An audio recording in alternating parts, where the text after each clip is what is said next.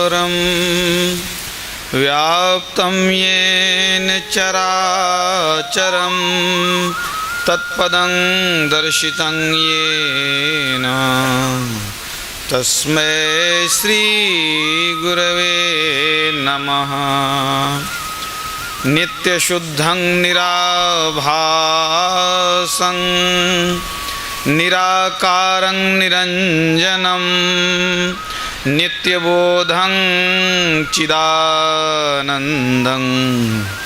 गुरुं ब्रह्म नमाम्यहम्। बोलिए प्रेम से श्री सद्गुरु महाराज की जय। परमाराध्य गुरुदेव के पावन चरणों में कोटिशः नमन। परमादरणीय स्वामी गुरु प्रसाद बाबा के चरणों में कोटिशः नमन। वंदनीय साधु समाज, महासभा के पदाधिकारी एवं सदस्यगण, स्वागत समिति के पदाधिकारी एवं सदस्यगण, धर्म प्रेमी सज्जनों, माताओं बहनों तथा प्यारे बच्चों, हम लोगों के अंदर में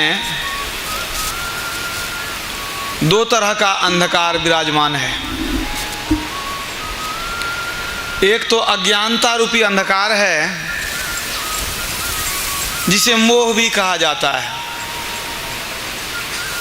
अज्ञानता अर्थात मोह। इसके लिए गोस्वामी तुलसीदास जी ने कहा है, मोह सकल व्याधिन कर मूला, तेहि ते पुनि उपजहि बहुसूला। और दूसरा अंधकार है हमारे नैनाकाश का अंधकार, जिसमें कि यह जीव पड़ा हुआ है, जिसके लिए हमारे गुरुदेव ने कहा, तुम उतरी पर्यो तम माही पीव निःशब्द में, ताते पड़ी गयो दूर चलो निःशब्द में। ये जीवात्मा जो कभी निःशब्द में था, उतर करके अंधकार में आ गया है।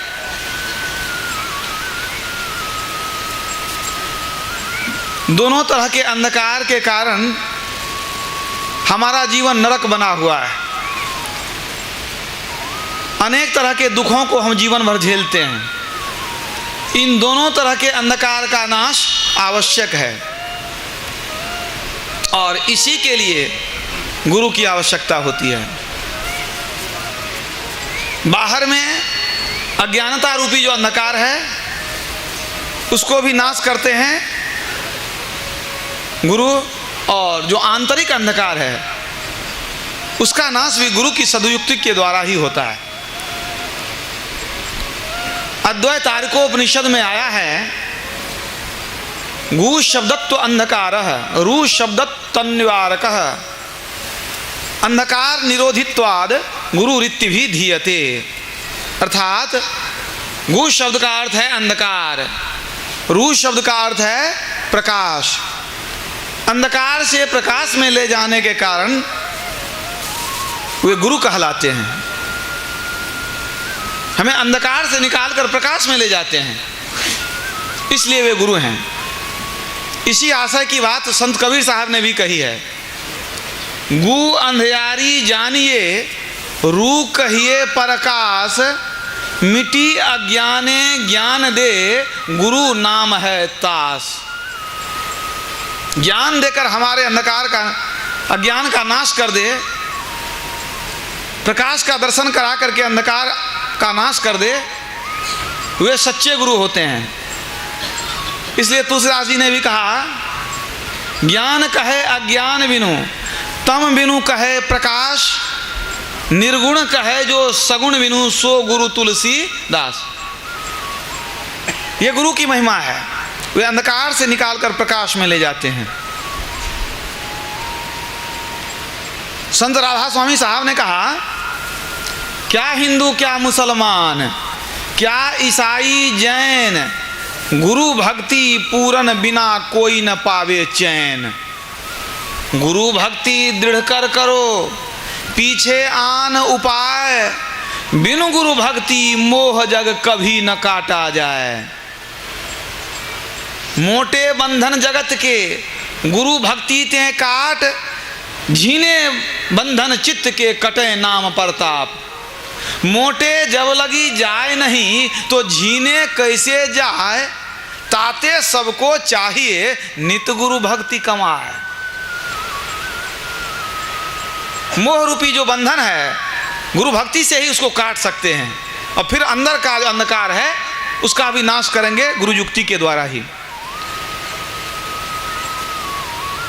अंधकार और प्रकाश की चर्चा नानक साहब ने भी की है। वे कहते हैं, जे सौ चंदा उगवही सूरज चढ़ी हजार, एते चानन हो दिया गुरु बिन घोर अंधार।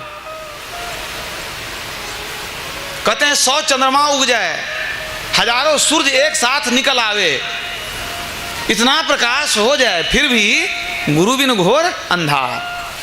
और यदि हम महर्षि में ही परमहंस जी महाराज की वाणी को ध्यान में रखें तो उन्होंने भी चर्चा की है, गुरु बिन सब अंधकार चंद्र सूर्य तारणं।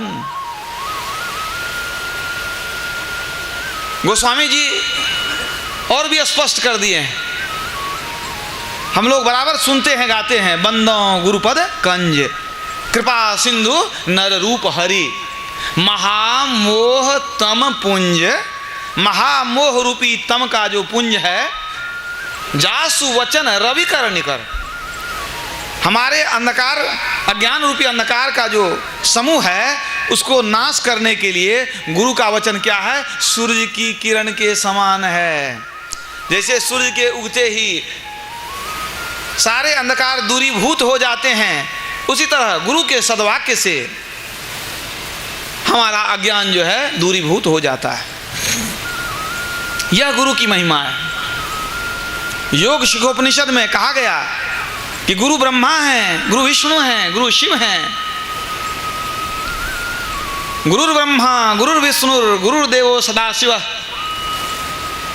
न गुरोर अधिकः कश्चिन त्रिषु लोकेषु विद्यते। गुरु ब्रह्मा हैं, गुरु विष्णु हैं, गुरु सदाशिव हैं। तीनों लोकों में गुरु से बढ़कर के कोई दूसरा नहीं है। योग शिखो उपनिषद का कथन है। एक बार मैं परमाराध्य गुरुदेव संत सेवी परमहंस जी महाराज के समीप बैठा था। एक व्यक्ति ने जिज्ञासा किया कि गुरुदेव, हम लोग सुनते हैं गाते हैं गुरु ब्रह्मा गुरु विष्णु गुरुर्देवो महेश्वरः, गुरु साक्षात परब्रह्म तस्मै श्री गुरुवे नमः। तो गुरु ब्रह्मा विष्णु और महेश ऐसा क्यों कहा गया?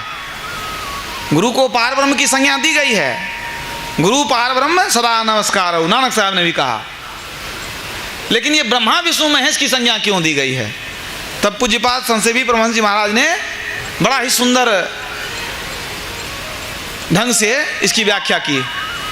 उन्होंने कहने की कृपा की कि ब्रह्मा जी का क्या काम है? सृजन करना, सृष्टि करना, निर्माण करना। तो हमारे गुरु भी ब्रह्मा की तरह सृष्टि करते हैं। क्या? हमारे अंदर सद्गुणों की सृष्टि करते हैं, सद्गुणों की सृष्टि करते हैं। हम तो दुर्गुण के भंडार हैं, इसलिए वे ब्रह्मा का काम करते हैं। फिर विष्णु का काम है पालन करना, पोषण करना। तो गुरु हमारे अंदर सद्गुणों का पोषण भी करते हैं। जो सद्गुण की सृष्टि करते हैं, उन सद्गुणों का वे पोषण भी करते हैं, उसको बढ़ाते हैं, पुष्ट करते हैं। और फिर महेश का काम है संहार कर देना, नाश कर देना। तो जो शिष्य गुरु के समीप रहते हैं, गुरु उनके दुर्गुणों को खोज खोज करके संहार भी करते हैं, इसलिए उन्हें महेश की संज्ञा दी गई है। यह है गुरु की महिमा। कितना भी जप कर लें, तप कर लें, दान व्रत कुछ भी कर लें, गुरु के बिना मुक्ति कदापि संभव नहीं है। और कुछ भी हो जाए, संत कबीर साहब ने कहने की कृपा की, पंडित पढ़ी गुनी पची मुए। पंडित पढ़ी गुनी पची मुए, गुरु बिन मिले न ज्ञान, अज्ञान बिना नहीं मुक्ति है सत्य शब्द परमान। गुरु के बिना सच्चा ज्ञान नहीं मिल सकता और उसके बाद बिना ज्ञान के निर्वाण की प्राप्ति नहीं हो सकती। इसलिए तुलसीदास जी ने भी स्पष्ट कर दिया कि गुरु बिनु भव निधि तरय न कोई, जौ विरंची शंकर सम होई। चाहे ब्रह्मा जी हों चाहे शिव जी हों, गुरु के बिना वे भी भवसागर को पार नहीं कर सकते। गुरु की महिमा सारे देवी देवता भी गाते हैं, अवतारी पुरुष ने भी गुरु की महिमा गाई है। लक्ष्मण जी ने एक बार भगवान राम से पूछा, विश्राम सागर में प्रसंग आया है कि जग समुद्र मधि को आधारा। हे प्रभु, ये संसार तो समुद्र है, इसमें लोग डूबते रहते हैं, व्याकुल होते रहते हैं, क्या आधार है ताकि इस भवसागर को कोई पार कर सके? कुछ तो आधार होगा। जग समुद्र मधि को आधारा। भगवान श्री राम ने उत्तर दिया, गुरु कृपालु पद पोत निहारा। कृपालु गुरु ही वो नाव हैं जो भवसागर से पार करा देते हैं। भगवान राम की उक्ति है। और रामचरितमानस में तो भगवान राम ने कई बार गुरु की महिमा गाई है। जे गुरु पद अंबुज अनुरागी, ते लोकहु बेदहु बड़ भागी। गुरुपद पंकज सेवा, तीसरी भक्ति अमान, कर्णधार सदगुरु दृढ़ नावा। बार बार उन्होंने गुरु महिमा पर चर्चा की है। अगर भगवान शिव की बात लें तो गुरु का अपमान करने के कारण अपने ही भक्त को उन्होंने शाप दे दिया। कागभुसुंडी जी पूर्व जन्म में मनुष्य शरीर में थे, उन्होंने गुरु से दीक्षा लेकर शिव नाम का जप किया, कर रहे थे मंदिर में बैठकर। अचानक गुरु महाराज आ गए, लेकिन ये उठे नहीं। इन्होंने सोचा कि गुरु से तो दीक्षा मिल ही गई है, अब गुरु का क्या काम, बैठ करके जप कर रहे हैं हम। गुरु को अफसोस नहीं हुआ। गुरु आए, शिष्य उठा नहीं, प्रणाम नहीं किया, समाचार नहीं पूछा, आदर नहीं किया, तो सो दयाल कछु कहे नहीं, उर न रोष लवलेश। गुरु तो ऐसे क्षमाशील हैं कि उनको कोई क्रोध नहीं हुआ, पर अति गुरु अपमानता सही नहीं सके महेश। शिव नाम का जप कर रहे थे, शिव जी को ये बिल्कुल बर्दाश्त नहीं हुआ। इतना बड़ा पाप कि गुरु आ जाए, उठकर प्रणाम नहीं किया, आदर नहीं किया, जबकि शिव मंत्र का ही जप कर रहे थे वे। देखिए, शिव जी का अपमान नहीं हुआ, अपमान हुआ गुरु का, लेकिन शिव जी का खून खौल उठा। उन्होंने साफ कह दिया, जे सठ गुरु सन ईरिसा करई, रौरव नरक कोटि जुग परई। जो गुरु से ईर्ष्या करता है, गुरु का अपमान करता है, गुरु की निंदा करता है, रौरव नामक भयंकर नरक में करोड़ों युगों तक सड़ता है, दुख पाता है। भगवान शिव का वचन है। आप शिव के भक्त हैं, गुरु की निंदा करते हैं, तो रौरव नरक से कोई बचा नहीं सकता। ये भगवान शिव कहते हैं, मैं नहीं कहता हूं। भगवान कृष्ण की बात लें, उन्होंने एक नहीं दो गुरु धारण किए, गर्ग मुनि और संदीपन मुनि। संदीपन मुनि से उन्होंने लौकिक ज्ञान सीखा, गर्ग मुनि से उन्होंने आंतरिक विद्या सीखी, और गुरु की सेवा भी करते थे। गुरु की सेवा भगवान कृष्ण भी करते थे। आप जानते हैं, सुदामा जी के साथ जंगल जाते थे लकड़ी काटने। क्या करते थे? लकड़ी जलावन बेचते थे? ऐसी बात नहीं, लकड़ी काटकर लाते थे। गुरु जी के यहाँ चूल्हा कैसे जले, इसके लिए जलावन चुन करके लाते थे। जिनकी पूजा आप करते नहीं थकते हैं, वे गुरु सेवा करते नहीं थकते थे। अब सोचिए, गुरु बड़े हैं कि भगवान बड़े हैं? भगवान राम, आप जिनकी पूजा नहीं करते थकते हैं, वो दो गुरु धारण किए, वशिष्ठ जी और विश्वामित्र मुनि, और वे भी गुरु सेवा करते थे। कैसे? मुनिवर शयन किन्ह जब जाई, लगे चरण चापन दो भाई। दोनों भाई मिलकर गुरु महाराज का चरण दबाते थे। कोई हिचक नहीं कि हम अयोध्या नरेश होने वाले हैं, हम क्यों चरण दबाएंगे, नौकर को भेज देंगे, ये बात नहीं। अपने से चरण दबाते थे। राम कृष्ण ते को बड़ो, तीनहू ने गुरु कीन, तीन लोक के ठाकुरे सो गुरु के आधीन। गुरु से बढ़कर कौन हो सकता है? जो परमात्मा है वे ही सगुण रूप में सदगुरु होते हैं, कोई भेद नहीं है। क्योंकि जानत तुम्हें हो ही जाई। वे साधना करके परमात्मा में मिल चुके हैं। सगुण रूप में वे मनुष्य दिखते हैं, पर वास्तव में वे परमात्मा हैं। गुरु साहब करी जानिए, रहिए शब्द समाए, मिले तो दंडवत बंदगी पल पल ध्यान लगाए। कबीर साहब कहते हैं गुरु साहब करी जानिए। नानक साहब कहते हैं गुरु करता गुरु करने जोग, गुरु परमेश्वर है भी होग, कहो नानक प्रभु इह जनाई, गुरु बिन मुक्ति न पाइए भाई। गुरु परमेश्वर हैं, इसलिए राम और कृष्ण शिव सभी उनकी महिमा गाते हैं। भगवान कृष्ण ने गीता में उपदेश दिया, अर्जुन को बहुत सारी बातें समझाई, फिर उनको लगा कि हम तो अभी समझा रहे हैं, लेकिन इनको जो है गुरु के पास भी जाना चाहिए। तो उन्होंने क्या कहा, तद्विद्धि प्रणिपातेन परिप्रश्नेन सेवया उपदेक्षन्ति ते ज्ञानं ज्ञानस्तत्त्वदर्शिनः। हे अर्जुन, तत्वज्ञानी गुरु के पास जाओ, प्रणाम करो, उनकी सेवा करो, उनसे जिज्ञासा करो, वे तत्व के ज्ञानी तुम्हारी शंकाओं का समाधान करेंगे। तो देखिए गुरु की क्या महिमा है। गुरु देवें तासो अधिक राम सके नहीं दे। जो गुरु दे सकते हैं वे राम नहीं दे सकते। अगर दे सकते तो क्यों कहते गुरु पद पंकज सेवा तीसरी भक्ति अमान। तब कहते उनको कहना चाहिए कि तीसरी भक्ति में मेरी सेवा करो। हरि पंकज सेवा कह सकते थे, रघुवर पंकज सेवा कह सकते थे, गुरुपद पंकज सेवा की क्या आवश्यकता पड़ गई। गुरु देवे तासो अधिक राम सके नहीं दे। याद रखिए, सदगुरु पूरन ब्रह्म है, सदगुरु आप अलेख, सदगुरु रमता राम है, या में मीन न मेख। संत गरीबदास जी ने कहा सदगुरु पूर्ण ब्रह्म है, परमात्मा है वे। इस दृष्टि से जो उनकी सेवा करते हैं उनको बहुत फलों की प्राप्ति होती है। पलटू जप तप के किए सरैन एको काज, भवसागर तरण को सतगुरु नाम जहाज। जप तप करने से आपका काम सरने वाला नहीं है, कम से कम भवसागर पार होने वाला नहीं है। भवसागर तरण को सतगुरु नाम जहाज। आप तीर्थ में जाते हैं, भक्ति करते हैं, पूजा पाठ करते हैं, लेकिन उससे कई गुना लाभ है संत के चरण में, सदगुरु के चरण में। तीर्थ नहाए एक फल, और संत मिले फल चार, और सदगुरु मिले अनेक फल। कहे कबीर विचार, अनेक फल, अनगिनत फल मिलता है सदगुरु के चरण में। क्या सब फल मिलता है।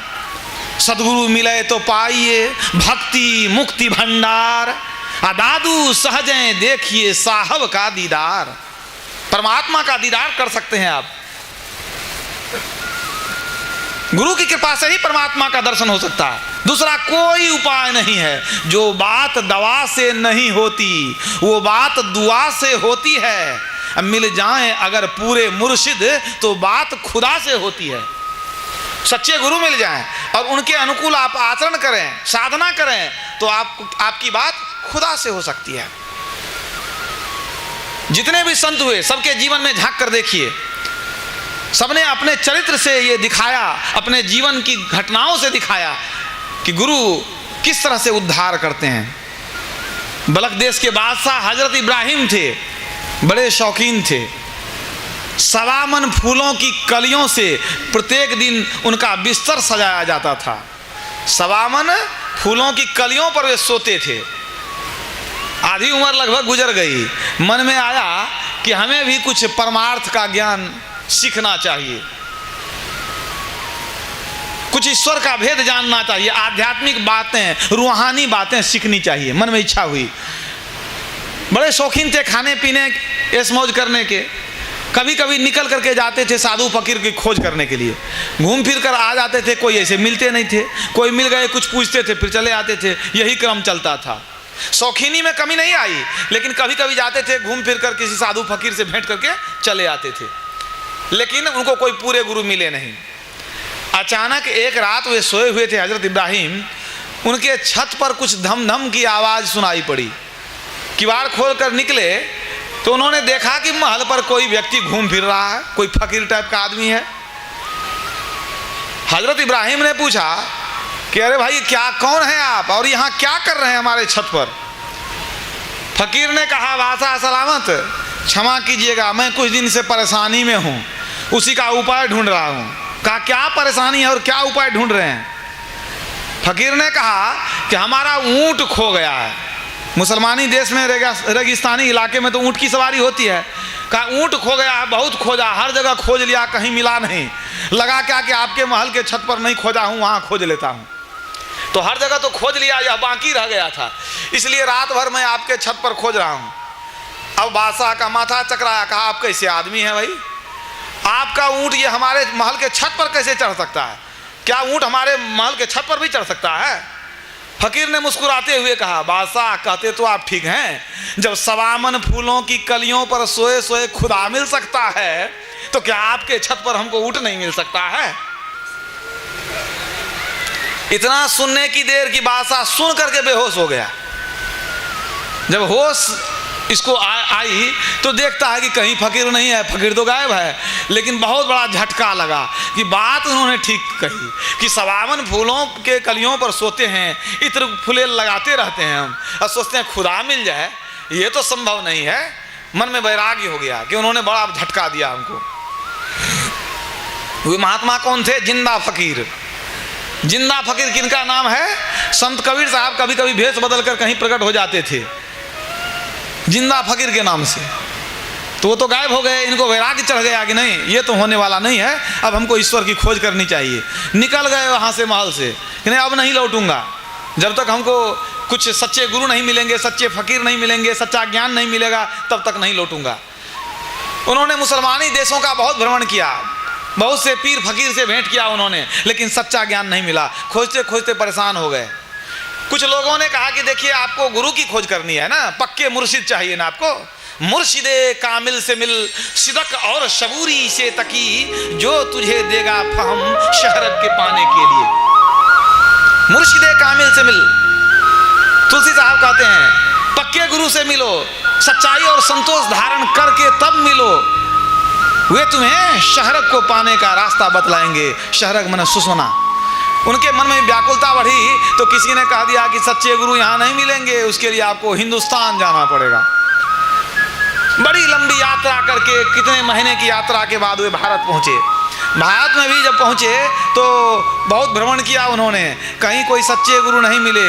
खोजते खोजते तब किसी ने कह दिया, अरे गुरु खोजते हो तो काशी चले जाओ, कबीर साहब से बड़े गुरु कौन मिलेंगे आपको। कबीर साहब की चर्चा हो गई। अब वे खोजते खोजते आ गए काशी कबीर साहब के यहाँ। कबीर साहब तो बैठ करके कपड़ा बिन रहे थे, आकर के चरण में गिर गए, प्रभु अपनी सेवा में हमको रख लिया जाए, मैं आपकी शरण में आया हूँ। उन्होंने कहा तुम अपना परिचय दो, कौन हो तुम? हजरत इब्राहिम ने कहा कि मैं बलक देश का बादशाह हूँ। कहा तुम बादशाह हो, भागो यहाँ से, तुरंत निकलो यहाँ से। मैं फकीर, तुम बादशाह, मेरा तुम्हारा पटने वाला नहीं है, तुम जाओ तुरंत यहाँ से।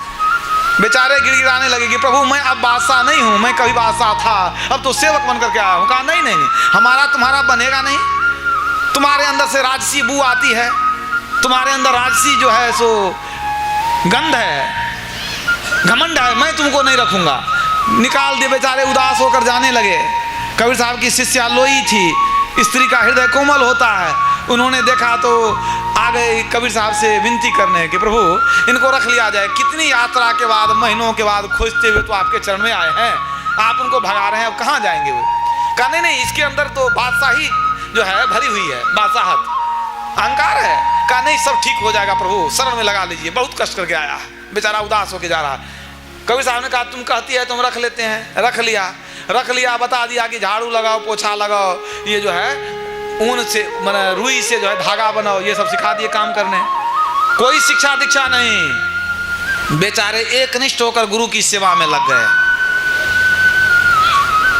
जैसे वशिष्ठ जी की सेवा में भगवान राम और राम की सेवा में हनुमान जी, जैसे गर्गाचार्य की सेवा में भगवान कृष्ण और भगवान कृष्ण की सेवा में उद्धव जी लग गए सेवा में, कबीर साहब की सेवा में। होते होते करीब करीब 6 वर्ष गुजर गए, अभी तक शिक्षा दीक्षा नहीं हुई है, दीक्षा नहीं दिए। लोई ने एक दिन कहा कि इतने दिनों तक सेवा इन्होंने की है, आप इनको कुछ बताते नहीं है, बता दीजिएगा तब ना ध्यान भजन करेंगे। कबीर साहब ने कहा अभी इनका मन पूरा बना नहीं है, कुछ कमी है, जब पूरा मन बन जाएगा तब दीक्षा देंगे। अरे बादशाही में जब ये थे तो इनका सुधरा हुआ नहीं था विचार, अब धीरे धीरे ना सुधार होगा। लोई ने कहा कि हम तो देखते हैं पूरे सुधर गए हैं, दिन भर काम करते हैं, जो देते हैं वो खा लेते हैं, कभी भी शिकायत नहीं करते हैं, बड़े सरल हैं, कभी बात का उत्तर भी नहीं देते हैं, जवाब भी नहीं देते हैं, दिन रात सेवा में लगे रहते हैं। अब इनमें क्या कमी है? हमको तो लगता है कि एकदम पवित्र हो चुके हैं, अब इनको दीक्षा दे देनी चाहिए। कबीर साहब ने कहा तो तुमको विश्वास नहीं है? कहा नहीं, जो आप कहेंगे विश्वास कैसे नहीं है, लेकिन मन नहीं मानता है। तो कबीर साहब ने कहा एक काम करो, इसकी परीक्षा कर लो। लोही ने कहा तो कैसे परीक्षा करें कि ये पवित्र हुए हैं पूरा कि नहीं, कि कुछ कमी है अभी?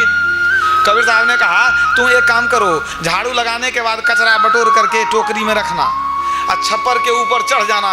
अब मैं इसको भेजूंगा गली में कि इब्राहिम जाओ कुछ सामान लेकर के आओ, और जब ये गली में जाएगा तो पूरा कचरा इसके माथे पर गिरा देना, फिर देखना कि क्या होता है। लोही ने कहा ठीक है, जैसी प्रभु की आज्ञा।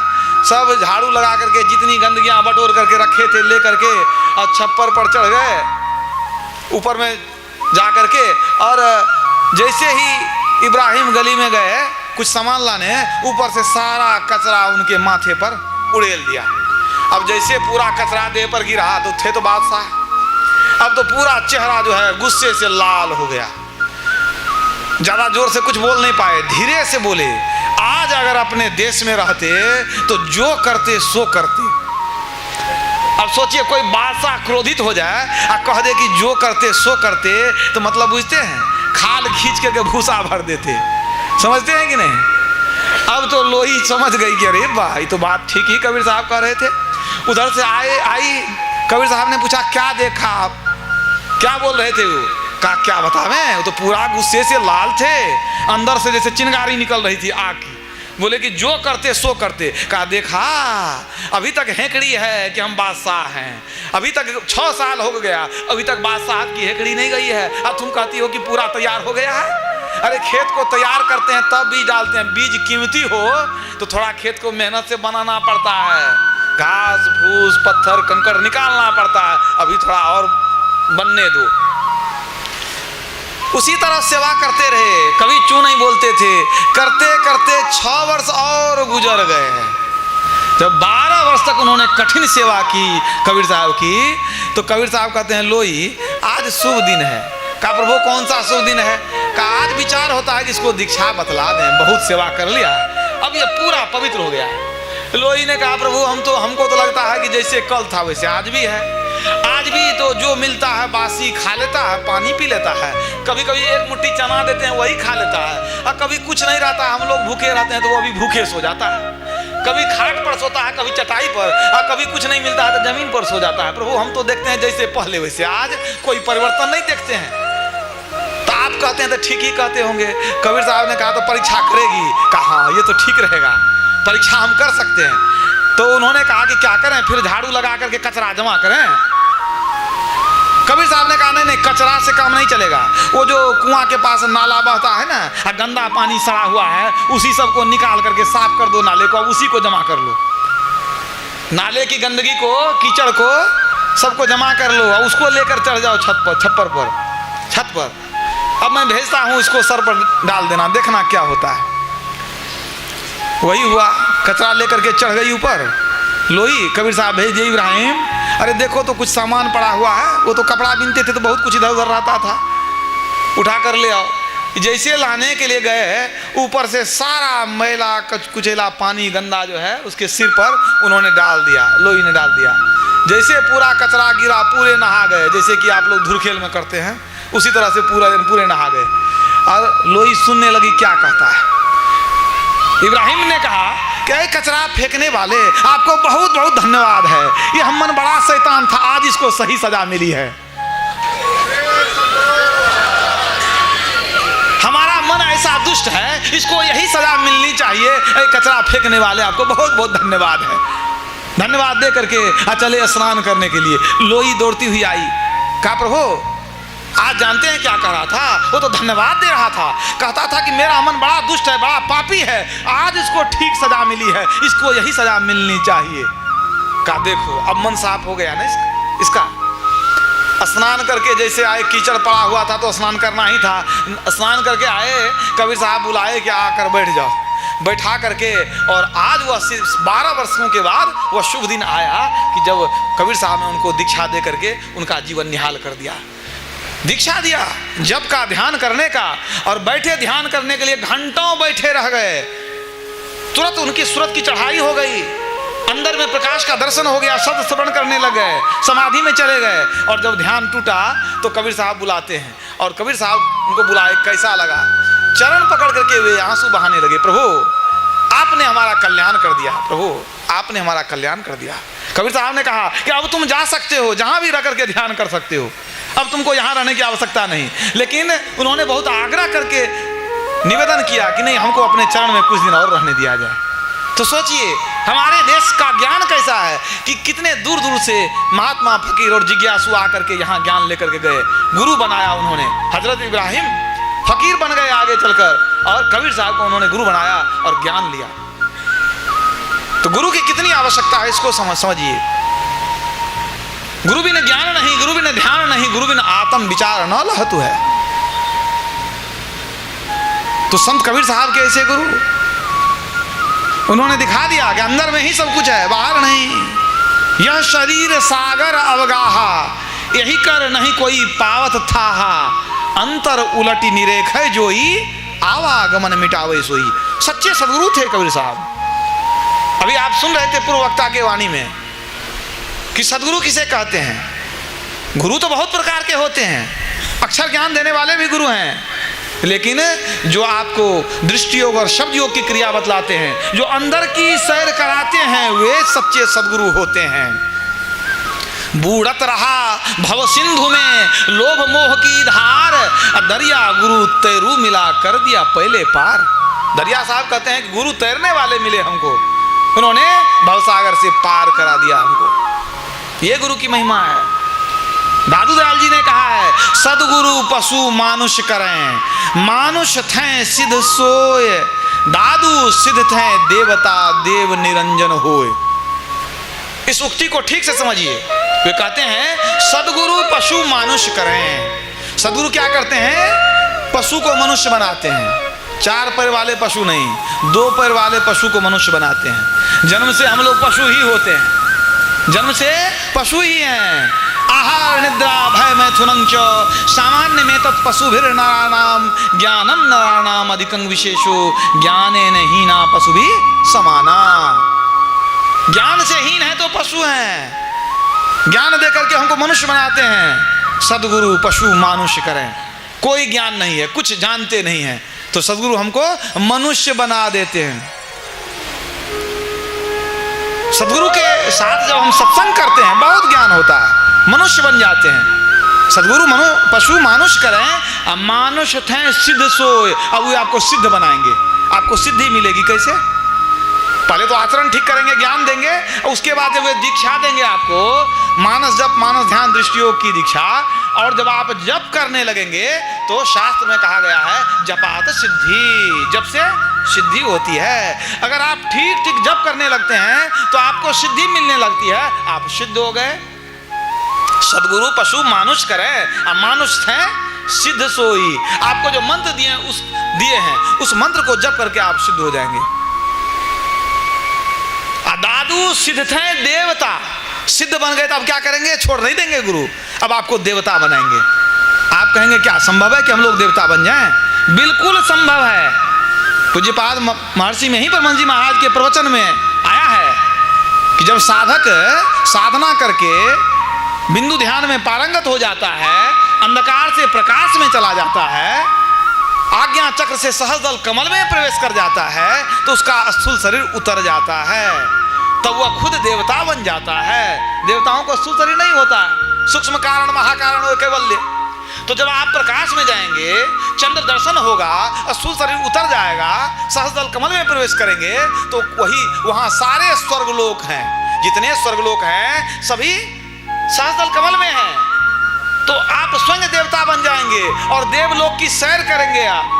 तो गुरु ने क्या किया? आपको देवता बना दिया। पहले सिद्ध बनाया, पहले मनुष्य बनाया, फिर सिद्ध बनाया, उसके बाद दादू सिद्ध हैं देवता, आपको देवता बना दिए। आप देव बन गए। अब देवताओं की पूजा करने की क्या आवश्यकता? आप तो खुद देवता बन गए। और फिर देव निरंजन होए, देवता बना करके आपको नहीं छोड़ देते हैं, फिर आप आगे साधना करते हैं। आज्ञा चक्र से सहस्त्र कमल में चले ही गए, वहां से त्रिकुटी में जाते हैं, सूक्ष्म शरीर भी उतर जाता है, वहां सूर्य दर्शन होता है। इसके बाद प्रकाश मंडल समाप्त, आगे शब्द मंडल शुरू होता है, शून्य महाशून्य भंवर गुफा, फिर सतलोक। इस तरह से आगे बढ़ते बढ़ते आप अंततः परमात्मा के धाम में निशब्द में पहुंच जाते हैं। और वहां पहुंच गए तब गुरु महाराज ने कहा, हम प्रभु प्रभु हम एक ही होई, द्वंद अरुद्वैत रहे नहीं कोई, मैं ही ऐसी आरती की जाए, भाव मह जन्म बहुरी नहीं ली जाए। कहते हैं हम प्रभु प्रभु हम एक ही होई, वहां चले गए निशब्द में, तो परमात्मा से मिल करके आप एक मेक हो गए। सरिता जल जल निधि मह जाई, और हो ही अचल जनु जीव हरि पाई। आदि गुरु परमात्मा से मिल करके आप भी परमात्मा हो गए। तो देव निरंजन होए, वे निरंजन ब्रह्म बना देते हैं। इसलिए आप देवताओं की पूजा करेंगे तो स्वर्ग की सैर कर सकते हैं, लेकिन याद रखिए मुक्ति में कभी नहीं जा सकते आप। कोई देवी देवता आपको मुक्ति में नहीं ले जा सकते। कारण क्या है कि देवता लोग स्वयं आवागमन के चक्र में हैं। पुण्य छीन सोई देव, स्वर्ग से नरक में आवे। आप लोग शायद कथा जानते होंगे, देवताओं की बात कौन कहे। देवताओं के राजा देवराज इंद्र, देवताओं के राजा सुरराज देवराज, और कर्म फल के वशीभूत होकर इंद्रलोक से गिर करके कहाँ आ गए, मर्तलोक में, सुअर योनि में चले गए। कितने दिनों तक सुअर बन करके कीचड़ में पड़े रहते थे। जब सुअर योनि में थे तो देवराज इंद्र क्या खाते पीते होंगे, अब सोच के देख लीजिए। तो जब देवताओं के राजा की ये दुर्गति है, आप आगमन में घूम रहे हैं, आपको वे कहां से ले जाएंगे मुक्ति में? ले जा सकेंगे? कभी नहीं ले जा सकते हैं। सारे देवी देवता जो हैं खुद उनके पास मुक्ति नहीं है। ब्रह्मा विष्णु महेश्वर कहिए, इन सिर लागी काई, इनके भरोसे मत कोई रहिए, इन्होंने मुक्ति ना पाई। कबीर साहब कहते हैं मुक्ति तो गुरु के चरण में है, और कहां हो सकता है। आपने सुना ना कि सतगुरु मिले तो पाइए भक्ति मुक्ति भंडार। तो देवी देवताओं की पूजा से, उपासना से आप स्वर्ग आदि लोक घूम सकते हैं, लेकिन जीवन में मुक्ति की प्राप्ति नहीं हो सकती आपको। किसी समय की घटना है, एक व्यक्ति के मन में आया कि गर्मी का महीना है, जेल में बहुत कैदी दुख पाते हैं, उन लोगों को हम ठंडा शरबत पिला दें। मन में परोपकार की भावना जगी। जेलर से मिल करके कहा हम जेल कैदियों को बढ़िया शरबत पिलाना चाहते हैं, ठंडाई पिलाना चाहते हैं। कहा ठीक है। बहुत शरबत की व्यवस्था किया, सबको जल पिलाया। कैदी लोग बड़े प्रसन्न हुए कि गर्म पानी पी करके तबीयत खराब लगता था। ये बड़े अच्छे भले आदमी थे कि इतना हमको शरबत पिलाया, बहुत खुशी हुए वे लोग। एक सेठ जी के यहाँ कुछ विवाह संपन्न होने वाला था, मन में आया कि हम भी कैदियों के लिए कुछ करें। विचार आया कि सब तो खाएंगे पिएंगे, अरे 1500 कैदी को भी कुछ बढ़िया बढ़िया भोजन कराने तक क्या जाता है। बहुत जमाने की बात है। उन्होंने बहुत तरह का व्यंजन बनवाया, और जैसे लोगों को भोजन कराते थे, मैंने शादी ब्याह में लोग कराते हैं, सारा पकवान लेकर के जेलर से मिल करके कहा कि कैदियों को एक समय का भोजन कराना चाहते हैं। कहा कोई बात नहीं, कराइए। रंग बिरंग का पकवान भोजन सब कुछ कराए, खूब जी भर करके सब खाए, खुशी में खूब प्रसन्न हो गए कि भाई बरसों से जली हुई रोटी और पानी वाला दाल खा करके जो है स्वाद बिगड़ गया था, आज लगा जो कुछ खाए हैं। और सब सेठ जी का गुनगाने लगे। कुछ लोग ठंडाई पिलाए थे, उनका भी गुणगान करते थे। अब कुछ जो मिठाई पकवान खिलाए, उनका गुणगान करने लगे। एक और सेठ जी थे, उनको भी मन में हुआ कि एक सेठ जी इतना खिला पिला दिया है तो क्या सोचता है कि वो बहुत पैसे वाला है, अरे हमारे पास क्या कम पैसा है। अब जाड़ा आ ही गया, हम सबको गरम गरम कपड़ा बांटेंगे, सब कैदी को, देखते हैं हमारा नाम होता है कि नहीं। बेचारे जयपुर से मंगवाए, बहुत गर्म कपड़ा मंगाए, चादर मंगवाए, और जेलर से मिल करके सब कैदी को ऊनी वस्त्र और चादर भेंट किया। बहुत लाभ हुआ उन लोगों को। बहुत लोग गुनगाए कि फटा पुराना कंबल ओढ़ते थे, अब इतना बढ़िया बढ़िया मिल गया है। बहुत धन्यवाद देते थे, जुग जुग जी हैं सेठ जी, बाल बच्चे फूले फले, बहुत कुछ दिया हमको। अब जब जेलर अंदर जाए तो रोज देखे कि या तो खाने पीने वाला सेठ जी जो है, जो खिलाया था, कोई खाने पीने का प्रेमी था तो उसका नाम जपता था, कोई जो है दूसरे सेठ का नाम जपे, कितना बढ़िया कपड़ा दिया, दिन रात उसी का नाम जपे। इसके मन में आया कि इतने वर्षों से इन लोगों का दवा दारू किए हैं, खिलाते पिलाते हैं, कभी हमारा नाम नहीं लेता है, और सब उसी का नाम लेते रहता है। मन में आया कि हम भी कुछ करेंगे। मन में विचार आ गया कि चाहे नौकरी रहे कि जाए, हम भी कुछ करेंगे, हम भी कुछ नाम कमा लें, अब तो रिटायर होने वाले हैं ये। एक दिन कैदियों को बुलाया, कहा जी हम तुम लोगों के लिए कुछ करना चाहते हैं, सेठ लोगों ने बहुत कुछ किया, तो सब खुश हो गया, कहा आप भी कुछ कर दीजिए, आप जो भी करना चाहते हैं, सोचा कि कुछ देंगे ये हमको, कहा हम तो ऐसा कर देंगे कि तुम्हारा कल्याण हो जाएगा। कहा क्या? चाबी लेकर के आए जेलर साहब, आज जेल का फाटक खोल दिए, कहा जिसको जिसको जाना है सब घर चले जाओ, और सब उछलते कूदते नाचते गाते जय जयकार करते, जेलर साहब की जय हो, सब भागना शुरू किया, भागते भागते रुका नहीं कि कहीं फिर से बंदूक की आवाज़ सुनाई पड़ जाए कि लौट के चले आओ तब क्या होगा। भागते भागते सब अपने घर को पहुंच गया। अब सोचने की बात है, जिसने ठंडाई शरबत पिलाई उसने भी उपकार किया कि नहीं किया? उपकार किया। जिसने मिठाई और पुआ पकवान खिलाया उसने भी उपकार किया। जिसने गर्म ऊनी मलमल वस्त्र भेंट किया उसने भी उपकार किया, और जेलर ने जेल का ताला खोल दिया उसने भी उपकार किया। लेकिन क्या सबकी तुलना हो सकती है? आप जरा विचार करके देखिए, सबसे बड़ा उपकारक कौन हुआ? जेलर हुआ, जिसने ताला ही खोल दिया कि नौकरी रहे कि जाए, हम सबको घर भेज देते हैं, और सब घर चला गया। तो समझिए उसका कष्ट सदा सदा के लिए हरण हो गया, सबका कष्ट हरण हो गया, सारे कष्ट से छूट गया, वो जेल का कोई कष्ट उसको अब नहीं रहा ना। ठीक इसी तरह जितने देवी देवता हैं वो ठंडाई पिला दें, मिठाई खिला दें, वस्त्र दे दें, आपको जेल से नहीं निकाल सकते। याद रखिए, जेल से निकालने वाले एकमात्र हमारे सदगुरु महाराज हैं।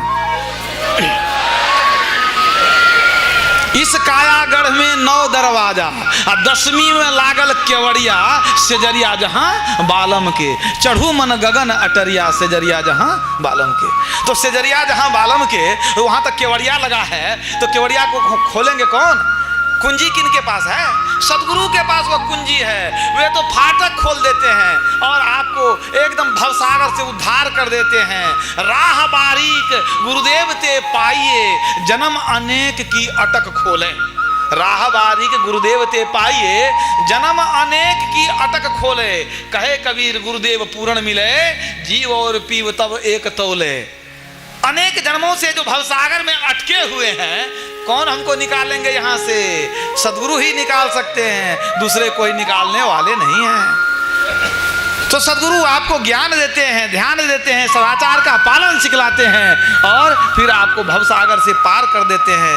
और जब तक आप शरीर में हैं सदगुरु रक्षा भी करते हैं। याद रखिए, सहजो गुरु रक्षा करें, मेटे सब दुख द्वंद, मन की सब जाने गुरु कहाँ छिपावे अंध। गुरु सब कुछ जानते हैं, जो सदगुरु होते हैं वे मन की बात को जानते हैं। हमारे गुरु महाराज कितने महान सदगुरु थे, आप जानते हैं, मन की बात जानने वाले। कुप्पा घाट में एक बार सुबह की स्तुति हो रही थी, स्तुति के बाद सब लोग उठकर जाने लग गए, गुरु महाराज बच गए। बगल में पूज्यपाद संतसेवी ब्रह्म जी महाराज, दोनों व्यक्ति थे, लोग सब आगे उतर गए। तो गुरु महाराज कहते हैं संतसेवी जी महाराज को कि संतसेवी जी एक बात जानते हैं, लोग तो आते हैं यहाँ सत्संग करने के लिए, और यहाँ बैठे बैठे ऐसी ऐसी बात सोचते रहते हैं कि किसी को बुला करके अगर हम कह दें तो दोबारा जीवन में मुंह नहीं दिखाएगा हमको। अब समझिए गुरु महाराज ऐसी बात क्यों कहे? जिनके चेहरे पर नजर पड़ती थी ना, मन की सारी बात पढ़ लेते थे। रामकृष्ण परमहंस जी महाराज ने क्या कहा कि संतों की दृष्टि में प्रत्येक व्यक्ति का हृदय कांच की अलमारी की तरह होता है। कांच की अलमारी के अंदर में जो भी रखा हो बाहर से दिखता है, इसी तरह संत लोग दृष्टि देते ही मन की सारी बातों को जान जाते हैं। ऐसे हमारे सदगुरु थे, महान सदगुरु थे। तो सदगुरु ऐसे होते हैं, मन की बात को जानने वाले और जीवों का उद्धार करने वाले। ये नहीं कि अभी जितने लोग हैं उसी का उद्धार, अरे जो बहुत पहले हुए उनका भी उद्धार करने वाले सदगुरु होते हैं। आपको एक छोटी सी घटना बताता हूँ। मैं 82 से 87 ईस्वी तक TNV कॉलेज भागलपुर का छात्र था।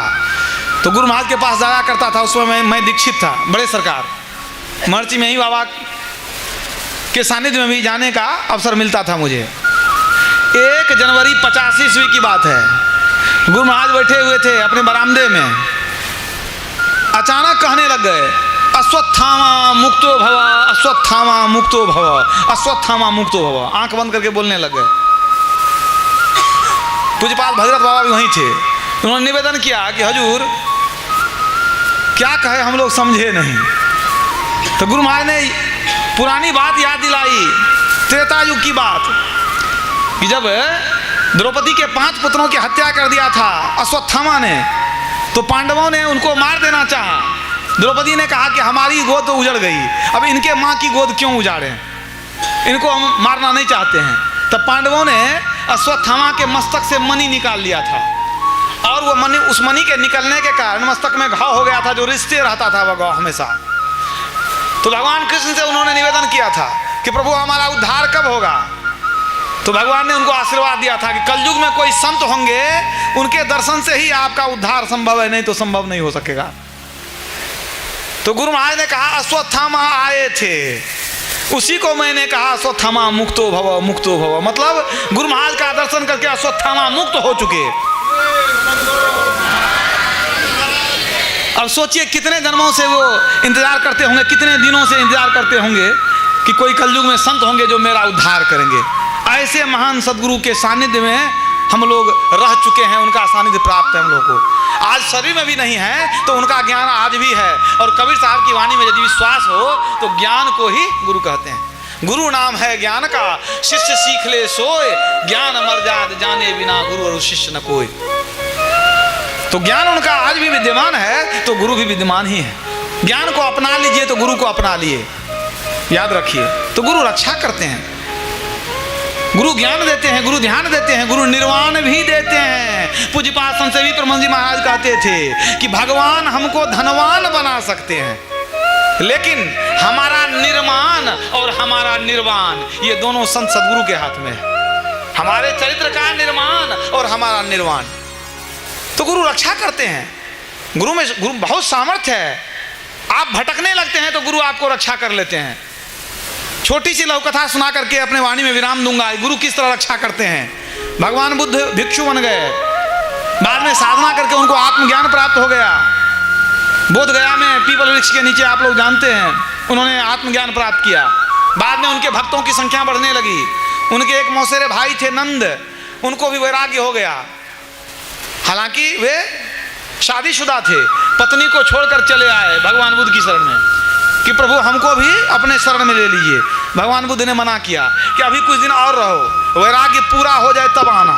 लेकिन ये नहीं माने, नहीं आप भी तो घर छोड़कर चले आए, हम भी रहेंगे आपके साथ में। बहुत जिद करने लगे तो भगवान बुद्ध ने दीक्षा दे दिया, रख लिए। बुद्धं शरणं गच्छामि, ध्यान भजन करने लग गए। लेकिन ये वैराग्य पक्का नहीं हुआ था। कुछ ही समय बीतते बीतते इनका वैराग्य उतर गया। फिर इनके मन में हुआ कि नहीं घर ही ठीक था। तो अपने जो साधु लोग थे, मित्र लोग, उनके बीच में बोलते थे कि अब हमको मन नहीं लगता है, हम चले जाएंगे घर, भिक्षु संघ का हम त्याग कर देंगे और फिर से गृहस्थी में हम चले जाएंगे। बात फैल गई, भगवान बुद्ध के कानों में पड़ी कि नंद कहता है कि फिर से गृहस्थी में जाएंगे। तो उनको लगा कि ये अच्छी बात नहीं है, बेइज्जती की बात है, साधु नहीं बनना चाहिए। पहले मैं कहता था कि अभी वैराग्य पूरा नहीं हुआ है, अभी घर में रहो, बात नहीं माना। अब कहता है कि हम चले जाएंगे घर में, लोग भी हंसेंगे कि कैसे साधु होते हैं, अच्छा नहीं है। तो बुलाए उनको, उन्होंने कहा नंद ये मैं क्या सुन रहा हूँ, क्या तुम भिक्षु संघ का त्याग करना चाहते हो? कहा हाँ गुरुदेव, अब तो गुरु हो गए ना उनके। हाँ गुरुदेव। कहा सो क्यों? कहा देखिए अब हमको पत्नी की बड़ी याद आती है। हुआ यूँ कि जब हम घर छोड़कर निकले थे ना, जब हम अपने दरवाजे से बाहर निकल रहे थे तो पत्नी घर से निकल करके दूर तक आई थी, और जाते हम जो जा रहे थे तो हमारे जाते जाते वह कह गई कि हे प्राणनाथ, इस अभागिन नारी को भूल मत जाना, जाते हैं तो जाइए पर इस अभागिन नारी को भूल मत जाना। अब हमको रह रह करके यही बातें याद आती है कि इस अभागिन नारी को भूल मत जाना। अब हमको इतनी याद आती है कि उससे दूर रहने का मन नहीं करता। इसलिए हे प्रभु हम अब स्त्री के वियोग में हैं, इसलिए हम चाहते हैं घर चले जाएं। भगवान बुद्ध को लगा कि एक बार प्रयास करना चाहिए कि ये रास्ता से भटके नहीं। जब आ ही गया है तब क्या भटके। मन में आया कि समझाने से तो इसे बुझेगा नहीं। उन्होंने कहा तो क्या चाहते हो तुम? कहा नहीं हम तो अब स्त्री के साथ ही रहना चाहते हैं, इसलिए हम घर जाना चाहते हैं। भगवान बुद्ध ने कहा तो एक काम करो, एक बार मैं जो कहता हूँ कर लो, फिर जो घर जाना होगा चले जाना। कहा ठीक है जैसी आपकी आज्ञा गुरुदेव। भगवान बुद्ध ने कहा आंखें बंद करो। आंखें बंद किया नंद तुरंत भगवान बुद्ध अपने तपोबल से, योग बल से उनको लेकर चले गए स्वर्गलोक। स्वर्ग के अनेक प्रकार हैं, उस लोक का नाम था तावतिंस लोक। उस लोक में पहुंचा दिए तुरंत भगवान बुद्ध, उनको लेकर के अपने भी पहुंच गए। और वहां पहुंचते ही नंद तो देख करके आश्चर्यचकित रह गया, स्वर्गलोक की छटा देख करके बहुत आश्चर्यचकित रह गया।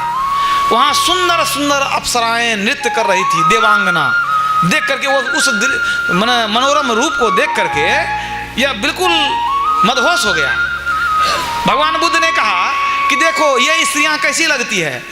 नंद ने कहा कि प्रभु ऐसी सुंदर स्त्री मैंने कभी कल्पना भी नहीं की थी, बहुत सुंदर स्त्रियां हैं ये। भगवान बुद्ध पूछते हैं कि अच्छा ये बताओ, तुमको अपने पत्नी से दूर नहीं रहा जाता है, तो जरा ये बता दो हमको कि ये जो स्त्रियां सुंदर सुंदर हैं, इनके तुलना में तुम्हारी स्त्री कितनी सुंदर है, तुलना करके बताओ। नंद ने कहा कि प्रभु आप तो व्यंग करते हैं, ये जो स्त्रियां हैं इनके चरण में जो सुंदरता है, पैर में जो सुंदरता है, वो हमारी स्त्री के चेहरे में भी नहीं है। भगवान बुद्ध ने कहा तो ऐसा करो, तुम अपनी पत्नी के पीछे क्यों पागल हो, अगर इसी में से कुछ दे दें तुमको स्त्रियां तो नहीं ठीक होगा पत्नी के रूप में। कहा प्रभु तो बहुत बढ़िया होगा, अगर इसी में से स्त्री मिल जाए कोई तो उससे बढ़िया क्या होगा। कहा नहीं हम तुमको दे सकते हैं। कहा प्रभु तो बड़ी कृपा होगी, तब इसी में से ले लेंगे किसी को, अब हम क्यों जाएंगे घर। कहा ठीक है, इसी में से तुमको एक नहीं 2-4 स्त्रियां मैं तुमको भेंट में दे सकता हूँ। कहा प्रभु ऐसा संभव है। कहा एकदम संभव है, लेकिन एक शर्त है। कहा प्रभु सब शर्त मंजूर है, आप जैसा कहें, हमको इसी में से कुछ दिला दीजिए पत्नी के रूप में। भगवान बुद्ध ने कहा इसके लिए 1 वर्ष तक कठोर तपस्या। कहा प्रभु करेंगे तपस्या। कहा ठीक है, आंखें बंद करो। तुरंत वहां से तुरंत पहुंच गए कहाँ, अपने बिहार में। बिहार मतलब जहाँ भगवान बुद्ध की कुटिया होती थी उसको बिहार कहते थे, इसीलिए इस प्रदेश का नाम बिहार पड़ गया। इतनी भगवान बुद्ध के इतने मठ थे कि हमारा प्रदेश बिहार हो गया। आज बिहार है लेकिन बौद्ध मठ नहीं है। तो तुरंत पहुंच गए अपनी कुटिया में। भगवान बुद्ध ने कहा 1 वर्ष तक तुमको कठिन तपस्या करनी होगी, मतलब आश्रम की सेवा, स्तुति विनती, सत्संग करना, जप करना, ध्यान करना और सबसे बढ़कर के ब्रह्मचर्य का पालन करना। क्या तुम इसमें सक्षम होगे। कहा प्रभु हमको सब शर्त मंजूर है, कह दिया। और उसके बाद जैसे भगवान ने कहा दिन रात सेवा और जप ध्यान में लग गया निष्ठा पूर्वक। मन में लोभ था कि हमारी तपस्या पूरी होगी तो भगवान हमको बहुत बड़ा उपहार देंगे। दिन रात मेहनत करने लग गए। जब भी कोई देखता था आश्चर्य लगता था, भिक्षुओं को आश्चर्य लगता था कि प्रभु ने क्या जादू कर दिया।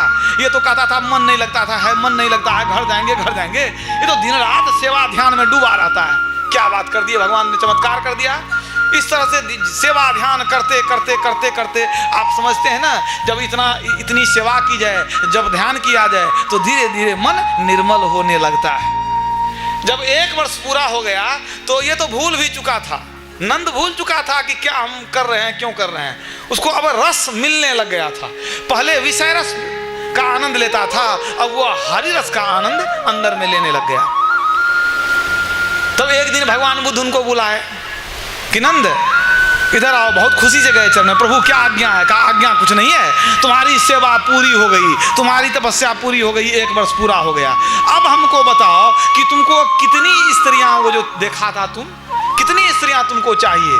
जैसे उन्होंने कहा वो चरण पर मतलब सिर रख करके रोने लगे कि प्रभु अब हमको कोई स्त्रियां नहीं चाहिए। आपने वह खजाना दे दिया है कि तीनों लोगों का धन उसके सामने फीका है, अब कुछ नहीं लूंगा मैं। सहजो गुरु रक्षा करें मेटे सब दुख द्वंद, अब मन की जाने सभय गुरु कहाँ छिपावे अंध। तो सोचिए गुरु की क्या महिमा है। गुरु की महिमा समझिए। गुरु शरणागति छोड़ के करे भरोसा और सुख संपत्ति की को कहे नहीं नरक में ठौर। ये गुरु की महिमा है। इसलिए गुरु महाराज ने साफ लिख दिया, बिना गुरु की कृपा पाए नहीं जीवन उधारा है। सच्चे गुरु के शरण में जाना चाहिए। किसी से कान फुकाने से काम नहीं चलेगा, यह भी याद रखिए। सच्चे गुरु चाहिए। शास्त्रहीनं गुरुस्त्याज्यो मिथ्यावादी विडंबकः, स्वविश्रांति न जानाति पर शांति करोति किम। जो गुरु शास्त्र ज्ञान से हीन हो, झूठा हो, पाखंडी हो, उस गुरु को छोड़ देना चाहिए, क्योंकि वह अपने शांति का उपाय नहीं जानता है, आपको भी अशांत करके छोड़ देगा। रोज रसीद लेके पहुंच जाएगा कि हमको मंदिर बनाना है, पैसा दो। याद रखिए। तब ऐसे गुरु जो खुद नरक में जाते हैं, तुलसीदास जी ने साफ लिख दिया, हरई शिष्य धन शोक न हरई, आ सो गुरु घोर नरक मह परई। जो गुरु शिष्य के धन का हरण करते हैं, उनके कष्टों का हरण नहीं करते हैं, ऐसे गुरु घोर नरक मह परई। और जब गुरु जाएंगे नरक में तो चेला कहाँ जाएगा? आप तो नरक जाएंगे संग लिए जजमान। इसीलिए ऐसे गुरु से बच के रहिए। किसी से कान फुकाने से काम नहीं चलेगा, गुरु की खोज करिए। कैसे गुरु की खोज करिएगा? कोई कह दे मैं सच्चा गुरु हूं तो मान लीजिएगा? नहीं। गुरु महाराज ने क्या कहा? करी सत्संग गुरु खोज करिए, चुनिए गुरु सच्चा, बिन सदगुरु के ज्ञान पंथ सब कच्चा ही कच्चा। इसलिए सदगुरु की बड़ी आवश्यकता है, तभी इस जीव को पीव से मिलन हो सकता है। सप्त धातु का काया पिंजरा, तामाही जुगति बिन सुआ। और सदगुरु मिले तो उभरे बाबू, और नहीं तो प्रलय हुआ। किसी के जीवन में अगर सदगुरु नहीं है तो समझिए उसके जीवन में प्रलय आने वाला है। और सदगुरु हैं तो सदगुरु रक्षा करते हुए आपको नरक नहीं जाने देंगे। याद रखिए, सोना काई ना लगे, लोहा घुन नहीं खाए, अब भला बुरा जो गुरु भगत कबहू नरक नहीं जाए। अगर नरक की आग से बचना चाहते हैं, अगर मुक्ति को पाना चाहते हैं, जीव का उद्धार चाहते हैं, तो निश्चित रूप से सदगुरु के शरण में जाइए। यही थोड़ा सा आप लोगों की सेवा में कहा। बोलिए प्रेम से श्री सदगुरु महाराज की जय।